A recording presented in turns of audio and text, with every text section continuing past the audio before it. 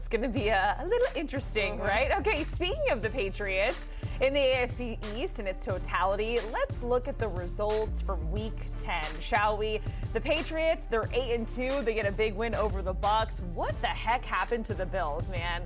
The Dolphins pulling out the shock of all shocks this week, winning 30-13. Dolphins fans were pumped at the stadium. I was there, and they were like dancing all quarter. I'm like, or all game. I did not see that coming, of course. And then the Jets also picking up a win, now sitting at 2-7.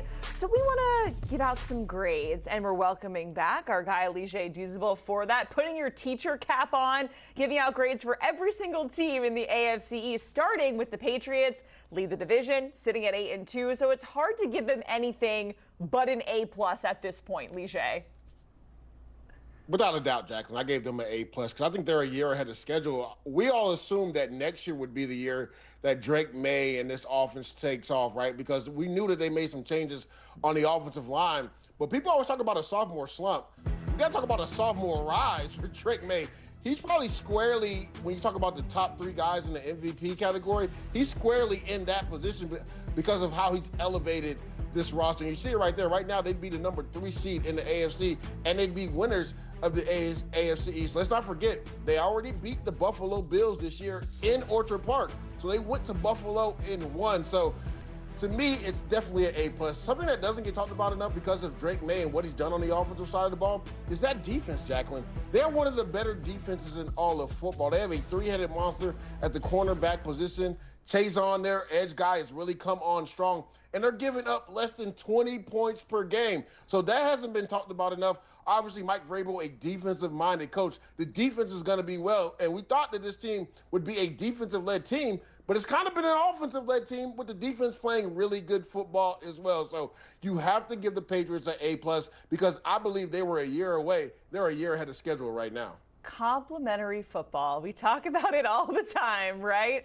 We saw the Bills there. They are currently a wild card team, which is not something that we're used to talking about when speaking of Buffalo. Second in the division, 6-3, and as mentioned, coming off of that loss to Miami where they just kind of looked like a shell of themselves. What is the grade for Buffalo midseason here? I'm going to give them a B. Like, hope isn't all lost, right? They are 6-3. We're talking about a team that has 3 wins over 500 right now. It's not like they are even at 500. But you talked about it, a little bit of Jekyll and Mr. Hyde when it comes to the Buffalo Bills. We saw the loss earlier versus the New England Patriots, the Atlanta Falcons loss. And then, like you said, Jacqueline, I don't think if anybody saw that game panning out the way it did versus the Miami Dolphins. Now, they always struggle down here in the heat versus Miami, but they got bludgeoned in the run game. And that defense for the Miami Dolphins suffocated Josh Allen and those receivers. So they're going to have to take a long look in the mirror. People wonder, was there an overhang from that win versus the Chiefs? In this league, right, you have to play each and every week no matter who the opponent is. And you look at the schedule, it gets tougher, right? They have the Bucs. The Texans, we saw them pull out a win versus your Jacksonville Jaguars. We know that's a tough outfit when you talk about that defense. And they also have the Patriots as well as again. So, like, if they're trying to catch the Patriots, they need to rectify things mighty quickly. I always said they're always better when James Cook gets going in the run game. Well, when he finally broke a run Sunday, Jacqueline, he fumbled the football. You can't have 3 turnovers versus the Miami Dolphins and expect to win. Right now, I give them a B grade. Yeah, I certainly wasn't expecting to hear the Miami Dolphins song like 80 times, it felt like, in the stadium, right, Jay?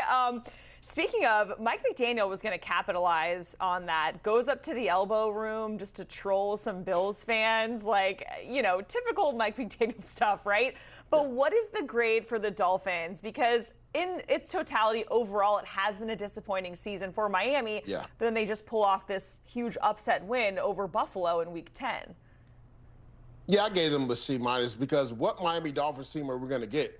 Are we going to get the one that we saw Sunday versus the Bills, where they're able to run the ball with Devon Achane, where Tua Tagovailoa is playing within timing, and he's finding Jalen Waddle down the field? Or are we going to get that team that ultimately loses to the Carolina Panthers? Like, which team are we going to get week in and week out? The one thing about the Miami Dolphins, they have lost a lot of close games. Their record could be, like, essentially, I would say, maybe 4-3 or 3-4. they would maybe not be 3-7 if they win. And you see it right there. They lose by 3 points to the Panthers, right? The Chargers game, they lose by 2 points. They get abused by the Browns. And this is what we say, like, which Dolphins team are we going to get? That Bills game was close. That Patriots game was close. But then they got blown out week 1 versus the Colts. The thing is, they've been literally opposites of who they've been throughout the season. They've been really bad one week, but then they've been really good like they were Sunday versus the Bills. So that is the biggest question with this Dolphins team. Like, which team are we going to get week in and week out? The defense was dominant, especially their corners. This last game, we hadn't been accustomed to seeing that throughout the season. And the pass rush actually came alive with Jalen Phillips not even being there because they just traded him. So again, which Dolphins team are we going to get? That's why I had to give them a C-. Yeah, I never would have thought we would be giving shout-outs to the corners against the Bills for what it looked like there with the corners at the start of the season with injury after injury for Miami. Sure. Finally, Lige, let's get to your New York Jets at the very bottom of the division. Hey, they do pick up a win, but what is the grade for the Jets? Same as the Dolphins, lower, higher? Where are you at on this team right now, who is really looking ahead to the future and just stocked up all those draft picks at the trade deadline? And you see at the bottom, that's back-to-back wins, Jacqueline. Put some respect on my Jets name. I apologize, my friend. Back-to-back wins. I stand corrected. Yeah.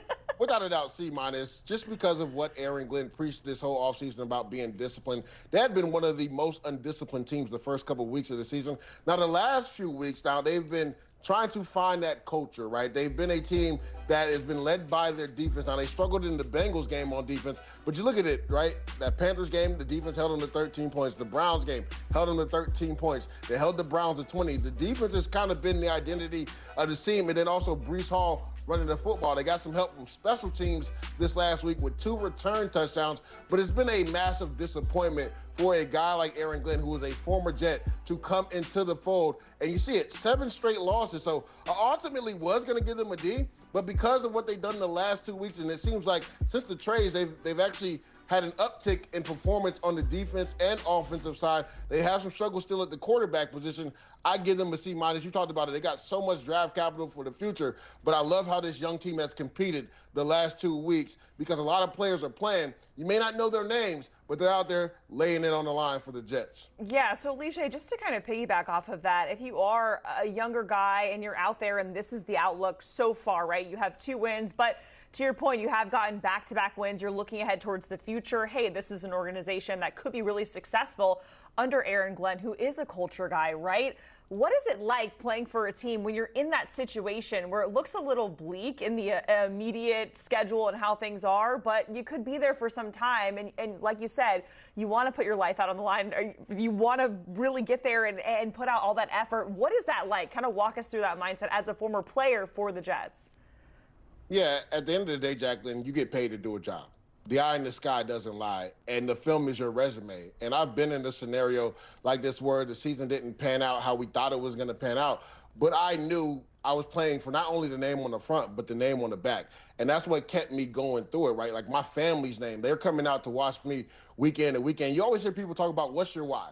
And in scenarios like this is what you play for, whatever your why is. And some of these young guys, they have to figure out what their why is. Now, again, the last couple of weeks, they played really well. And I think it's just because they've gotten more confidence, because they've gotten more experience. And we hope that continues to grow. There is a major issue at the quarterback position right now, but I love what I've seen from some of these young receivers. I love what I've seen from some of these young defensive backs. And Will McDonald is going to be a future star. 4 sacks this last week versus the Browns. He was a guy that had double-digit sacks last year. He can be a building block on the defensive side.